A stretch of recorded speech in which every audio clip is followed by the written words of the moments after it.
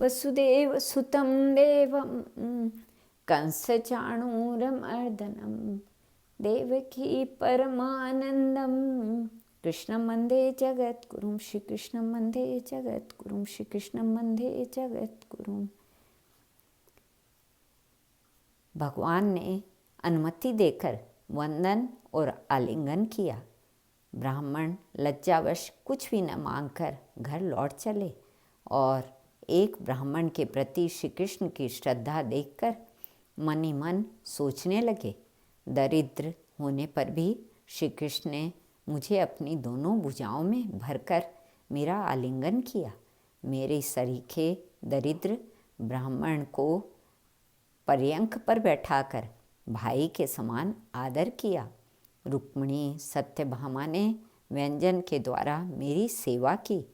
मैं निर्धन धन पाकर रमापति भगवान को भूल न जाऊं, इसी से करुणावश उन्होंने मुझे धन नहीं दिया। वे इस प्रकार विचारते हुए पत्नी का स्मरण करते हुए सोचने लगे, मैं घर जाकर कह दूंगा, यह लो कोटि कोटि धनराशि ग्रहण करो। श्री कृष्ण ब्रह्मण्य देव हैं, दाता हैं, पर तुम्हारे लिए तो कृपण ही रहे। दूसरे के घर को रत्नों से भरा देखकर कोई कामना नहीं करनी चाहिए। ललाट में जो कुछ विधि ने लिखा है उससे अन्यथा नहीं होता। मन ही मन यूँ कहते हुए सुदामा जी अपनी पुरी में आ पहुँचे। पुरी को देखकर वे चकित हो गए। बड़े बड़े दरवाजे, ध्वजाओं से सुशोभित सोने के किले और महल खड़े हैं।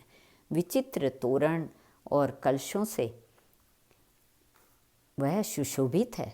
नगरी सज्जनों से भरी और इसमें इतने रत्न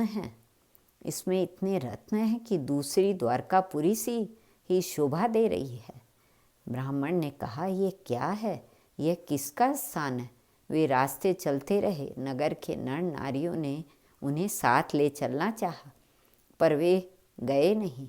यह देखकर दास दासियों ने अपनी स्वामिनी सुदामा पत्नी के पास जाकर सुदामा जी के आने की बात कही। उनको बड़ा आनंद हुआ और वे साक्षात लक्ष्मी रूपा ब्राह्मणी बड़े सम्मान के साथ पति के स्वागत के लिए शिबिका पर सवार होकर दास दासियों के साथ घर से निकली। सुदामा इधर उधर घूम रहे थे। पत्नी ने अपना मुख दिखलाकर उन्हें विश्वास कराया। सुदामा जी स्वर्ण रत्न आदि से विभूषित, प्रभा और रूप से संपन्न विमान वासिनी दूसरी लक्ष्मी की तरह अपनी तरुणी भार्या को देखकर बड़े प्रसन्न हुए और उन्होंने समझा, यह सब श्री कृष्ण की ही कृपा है। भोजन की सामग्री, रत्न, ऐश्वर्य, पर्यंक, व्यंजन, आसन, चंदोवे, स्वर्ण पात्र और तोरण आदि से सुसज्जित अपनी पुरी में सुदामा जी ने पत्नी के साथ प्रवेश किया। उनका घर तो श्री कृष्ण के भवन के समान हो गया था। श्री कृष्ण की कृपा से सुदामा भी तरुण हो गए, पर विषयों से सर्वथा अनासक्त रहकर वे बिना किसी हेतु के अनायास प्राप्त हुई समृद्धि का उपभोग करने लगे। वे अपनी पत्नी के साथ ज्ञान, वैराग्य और भक्ति के द्वारा उस संपत्ति को त्यागने का विचार करके मन ही मन सोचने लगे, मेरे पास इतनी समृद्धि कहाँ से आई? यह देव दुर्लभ संपत्ति ब्रह्मण्य देव श्री कृष्ण की ही दी हुई है। इतनी संपत्ति देकर भी उन्होंने स्वयं मुझसे कुछ कहा भी नहीं।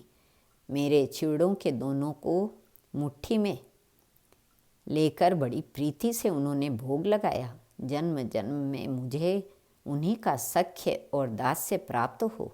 मैं उनके चरण कमलों का ध्यान करके संसार सागर से पार हो जाऊंगा। सुदामा ने मन ही मन इस प्रकार निश्चय करके पत्नी के साथ श्री कृष्ण के चरणारविंद में अपना मन लगा दिया और सारा धन ब्राह्मणों को बांटकर भगवान के धाम में चले गए। श्री कृष्ण अर्पणमस्तु।